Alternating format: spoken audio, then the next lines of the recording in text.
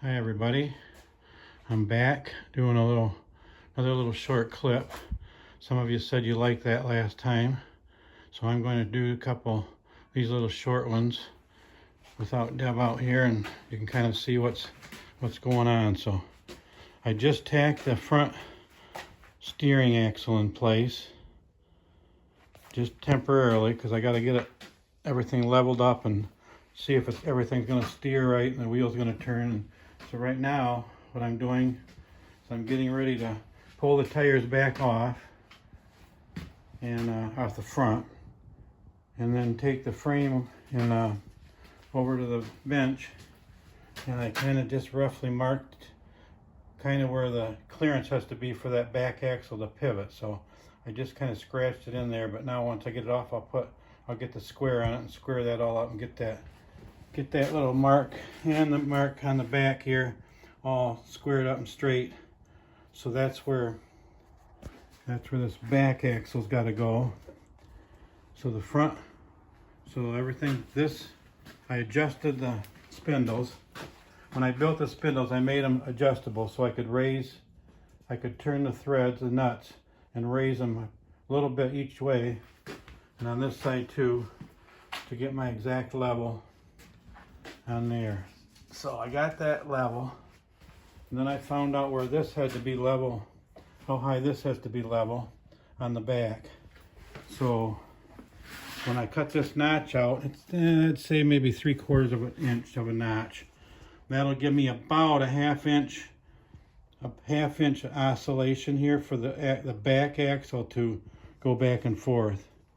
So we decided to keep it with all-wheel steer, because once I found out it was just front-wheel steer, I said, well, I'll just tack weld those spindles and we can just keep them straight. But Bob, who owns the real one, said most people think that it is crab steer, so let's do what most people think it should be doing, and that is crab steer. So we're going to go ahead and do that. So right now I'm going to take it over to the bench and cut that off. So we'll see if I can set up my camera so you can see kind of what I'm doing. So I'll be back in a second.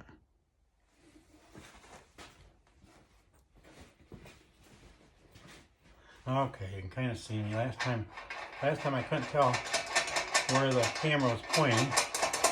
This time I reversed it so I can see that I'm in there in the shot too.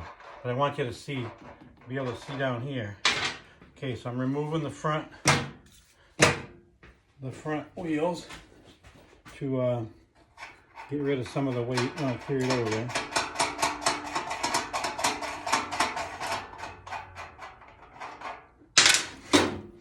Okay, so let's pop this one off. Pop this one off. Lay him down. And then we'll carry the frame over here.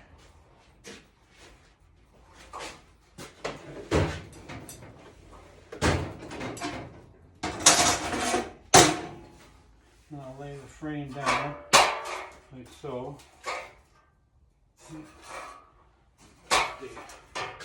I'll get the square. Let me see the square, the marker, and the tape measure. And I'm just gonna, can you see where the camera moved? Did it move?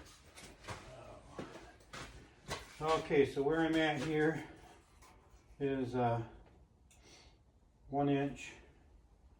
And where I am here is, let me mark them. We're at, let's see, 1 inch.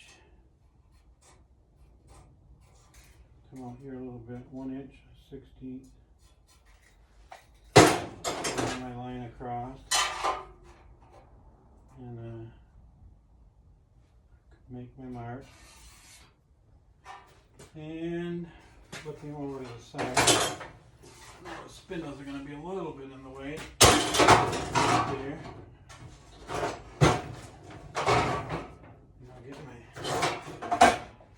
Bring my mark around here, make a nice straight line. Get my line here,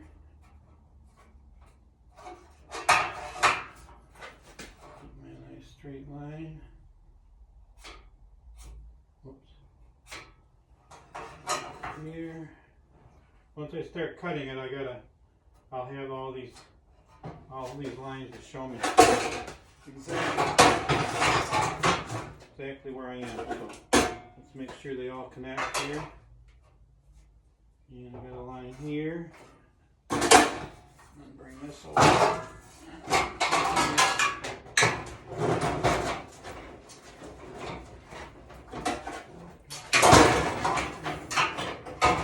And this one here goes right here.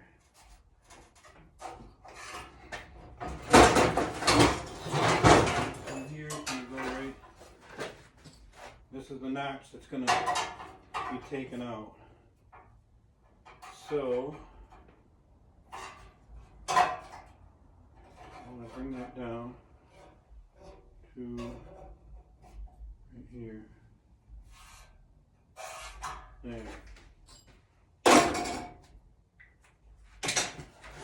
Yeah, kind of show you what's going on.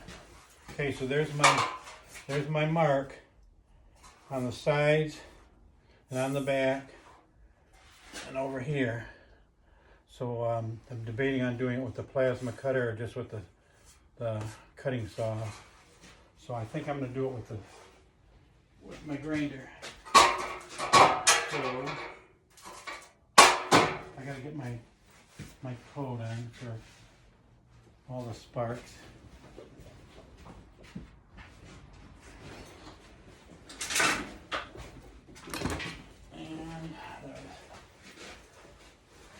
This on. Get my little apron on.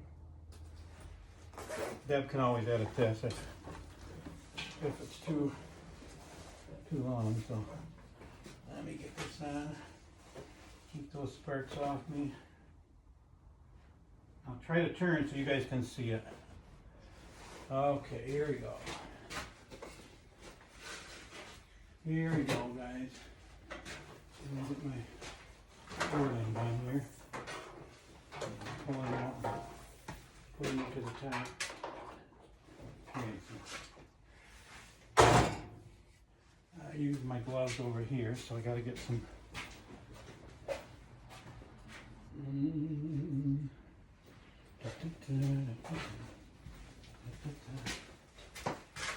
Okay, guys, here we go. Let me see what we can do.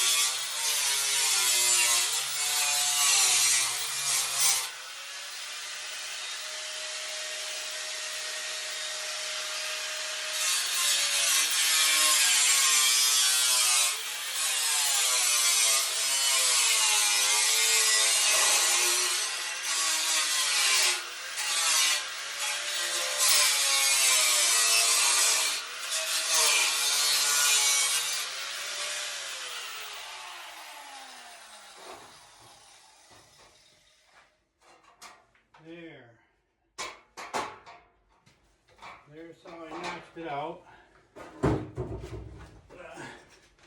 It went pretty fast. Now I'll clean up those edges. Whoops. Whoops. Just unplug my top plug. And let's see. Right there.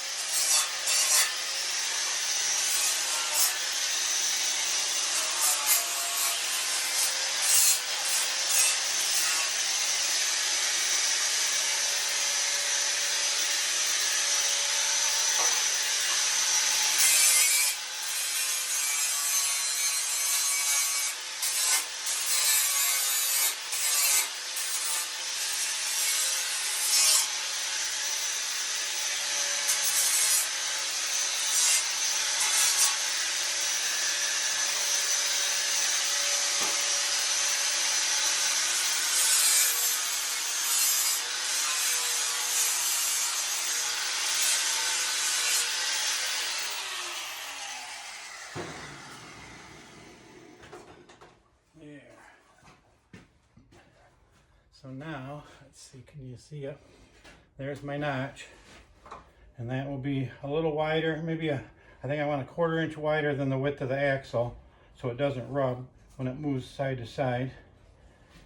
And then there's the back. The back won't really matter as much because there's a plate with a pivot pin in there.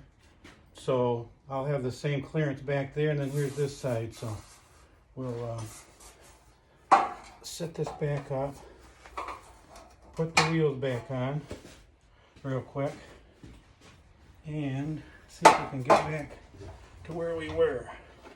So let me slip these on. There's one. And you see me? There's two. And I also got adjusting nuts on the spindle so I can, when I fine tune it, even though it's centered, if I have to move it one way or another a 1/2 inch, I can do it with the little adjustment. Okay, let me bring this back forward, and let's see if I can get it back set up real quick like it was. I don't have my tie rods made yet, so they're just kind of sitting here. So it's sitting on here. Let's can set here, right there. Keep the wheel straight. Get my levels back on there. So I'm right here and here. Okay, so there I am there. Good there. A little high here. Little high, little high. Nope, still a little high. Right there. Okay, so now what's going to happen next is you can't see me. There we go. Okay, so what's going to happen now is I will cut out and build a plate. Can you see it right there a little bit? Right there. Let me slide it out just to here. Right there. So now what I will do is I will reinforce the inside of this notch so that's good and sturdy. And I will build a plate that will go down, start up here, and go down, around, and then come back up. Then that will be welded to the axle, and then that'll have a hole in it, and the pin will be right there. So you can see now how much space, a gap I got, so it'll be perfect for the axle to move side to side. And then after that back pin's bolted in place, that won't be enough to steady it, to support it. So then I'll build a plate on the front, and I'll notch it out, and I'll put that inside here. And then that both plates, one on each side, will definitely be strong enough to hold that back axle. So if we lift it up, when we move it, if we lift it by the frame, These tires are about 10 pounds a piece, so you figure 4 of them and the rims. So you're talking probably the axle, so 50 pounds. So that's quite a bit of weight. So you want to be sure these brackets are good and solid. And like I said, the front ones are going to end up being fixed right to the frame, like that's how it was. So we this is the next step, you guys. So I'll not sure, Deb will edit some of this, or we'll try it and see if you guys like it or if you don't like it. So see you in a bit.